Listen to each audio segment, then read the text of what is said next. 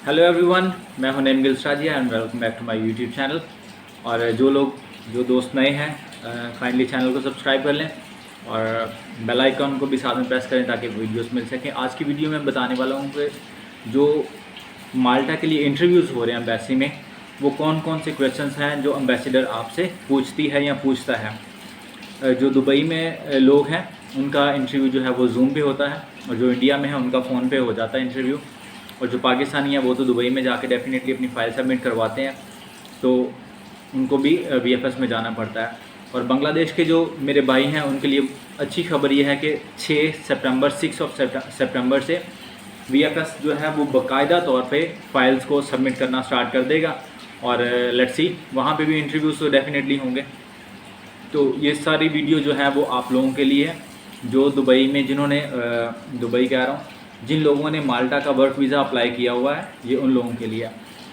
Video को मैंने दो पार्ट्स में डिवाइड किया है। एक वो है जो एम्प्लॉयर के हवाले से, और दूसरा वो जो आपकी करंट जो है जॉब उसके हवाले से है। ठीक है, तो वीडियो को पूरा देखिएगा, इसमें आपको बहुत अच्छी इन्फॉर्मेशन मिलेगी और इससे आपको डेफिनेटली हेल्प आउट होगा। ये वो क्वेश्चंस हैं जो एक्सपेक्टेड हैं, जो वो हर किसी से पूछते हैं। ठीक है, और ये क्वेश्चन है कि जो मैंने आपको क्वेश्चंस बता देने हैं, यही क्वेश्चन उन्होंने पूछने हैं। माइट बी कि ये जो क्वेश्चंस हैं इनको आगे पीछे किया जा सकता है, या फिर इस तरह के सिमिलर क्वेश्चंस पूछ सकते हैं। चलिए स्टार्ट करते हैं।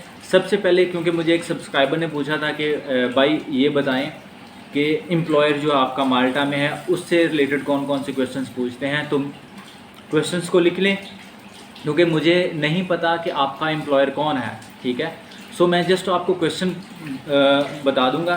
तो आपके पास अपना कॉन्ट्रैक्ट तो होगा, तो कॉन्ट्रैक्ट के ऊपर एवरीथिंग, ईच एंड एवरीथिंग लिखी होती है, सो आपको अच्छी हेल्प आउट हो जाएगी।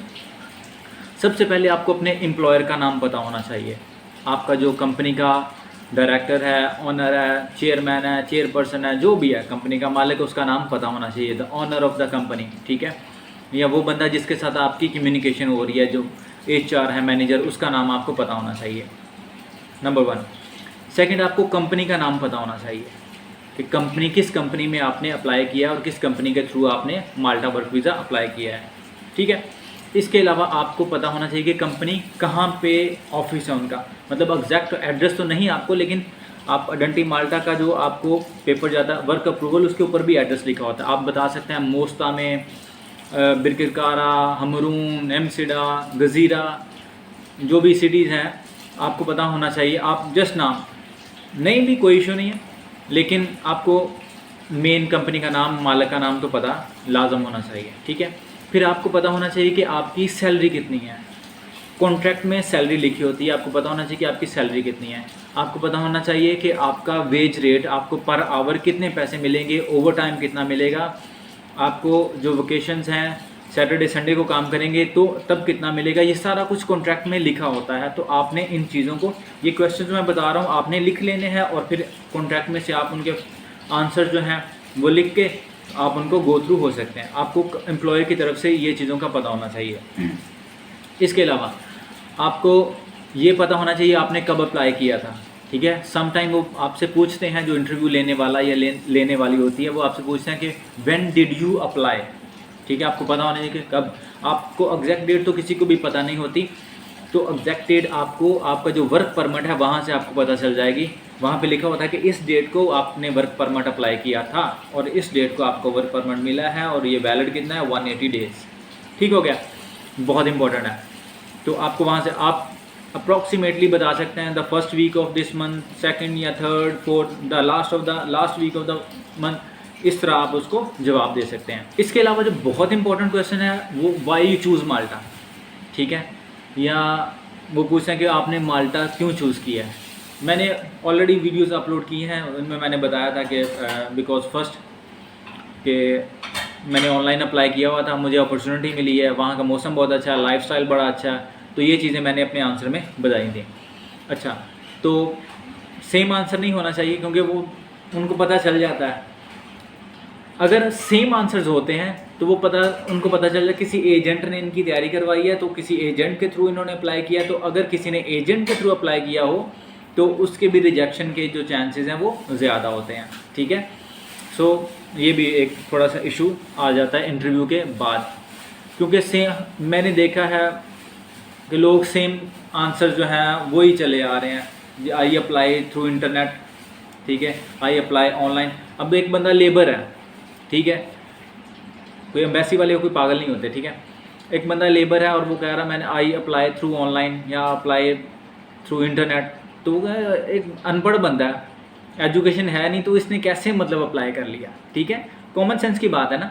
तो आप बता सकते हैं कि मेरा भाई है, कज़न है, उसने अप्लाई कर दिया था, ठीक है, इस तरह कर सकते हैं।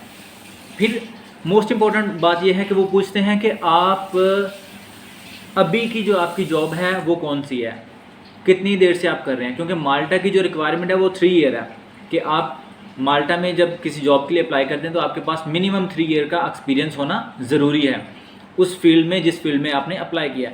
तो आपको ये भी, अब एक बंदे की उम्र है 21 ईयर, ठीक है, वो कहता है जी मैं 5 साल से ये काम कर रहा हूँ, तो वो भी कोई रेलेवेंट नहीं है। तो इन चीज़ों का आपने ख़ास ख्याल रखना है। इसके अलावा आपके फादर का नाम पूछ सकते हैं, how many siblings you have, आपके बहन भाई कितने हैं, आप कहाँ से रहते हो, दुबई में कब आए, अगर आप दुबई में, वो पूछते हैं कि आप दुबई में कितनी देर से रह रहे हो, आपने कितनी कंपनी चेंज की हैं, ठीक है। तो इनका मुझे नहीं पता, लेकिन आपको पता, आप बता सकते हो I am working here from last 3 years 4 years what जो भी आपका एक्सपीरियंस है आप बता सकते हैं। आपकी करंट जॉब के बारे में पूछेंगे, आपकी करंट कंपनी के बारे में पूछेंगे, मे बी आपके सुपरवाइज़र के बारे में पूछ लें कि आपके सुपरवाइज़र का नाम क्या है, क्या कॉन्टैक्ट नंबर मिल सकता है, ठीक है। ये क्वेश्चंस हैं वो जो पूछते हैं। इसके अलावा एक इम्पॉर्टेंट क्वेश्चन जो मैं आपको बताने लगा हूँ, बल्कि एक नहीं है, ज़्यादा हैं ये क्वेश्चंस हैं, ये जो अभी मैं क्वेश्चन बताने लगा हूँ इनके आंसर्स भी मैं आपको बता दूंगा, ठीक है। आप इनको अपने लफ्ज़ों में आंसर्स को रेडी कर सकते हैं। सबसे पहला क्वेश्चन ये है कि वो पूछती है कि if your company do not renew your contract after 1 year what will you do, कि अगर कंपनी 1 साल के बाद आपका कॉन्ट्रैक्ट रीन्यू नहीं करती तो आप क्या करोगे। तो आपका सिंपल आंसर होता है I will come back to my country. आप इंडिया से, बांग्लादेश, नेपाल, पाकिस्तान, जो भी है, अगर आप दुबई से अप्लाई कर रहे हैं तो आप सिंपली कहो जी if company do not renew my contract I will come back in Dubai, मैं दुबई वापस आ जाऊँगा या आ जाऊँगी, ठीक है। इसके अलावा वो पूछते हैं कि आपने वहाँ पे जाके जो रहना है ये किसने अरेंज किया है, ठीक है। तो ये बड़ा कॉम्प्लिकेटेड क्वेश्चन है और इस क्वेश्चन की बेस पे रिजेक्शंस भी लोगों की हुई हैं। वो कैसे, वो भी मैं आपको बताता हूँ। बेसिकली माल्टा एम्बेसी डिटरमाइन करती है कि आप वहाँ पे जाके रहोगे कहाँ पे, ठीक है। आपके पास कोई सोर्स ऑफ रेजिडेंसी है, आपने कभी भी होटल बुकिंग नहीं लगानी। अगर आपको कोई कह भी रहा है ना कि होटल बुकिंग लगा दो आपके पास, तो होटल, जो बंदा काम पे जा रहा है, काम करने के लिए जा रहा है, पैसे कमाने के लिए जा रहा है, वो होटल बुकिंग कैसे लगा सकता है, ठीक है। अगर वो काम करेगा तो सारे पैसे तो होटल के बिल्स में अदा कर देगा, रूम रेंट अदा कर देगा, तो बचाएगा क्या और खाएगा क्या। कॉमन सेंस है ना। तो डेफिनेटली होटल से सस्ता तो घर ही पड़ता है। तो घर का जो निज़ाम है, इंतज़ाम है, वो किसने किया है, कंपनी ने किया है या आपका कोई दोस्त रिलेटिव है उसने आपको पेपर्स भेजे हैं, ठीक है। और वो जो पेपर्स हैं वो आपको पता होना चाहिए कि जेन्युइन है, लीगल है, ठीक है। कुछ लोग अपने पास से भी बना के भेज देते हैं तो बहुत गलत है, ठीक है। सो ये चीज़ें बहुत ज़रूरी हैं। अगर आपके माइंड में कोई क्वेश्चन हो तो आप मुझे कमेंट सेक्शन में पूछ सकते हैं, मैं ट्राई करूँगा कि आपको आंसर दूँ, ठीक है। तो आई होप सो कि आप लोगों का इंटरव्यू बहुत अच्छा हो।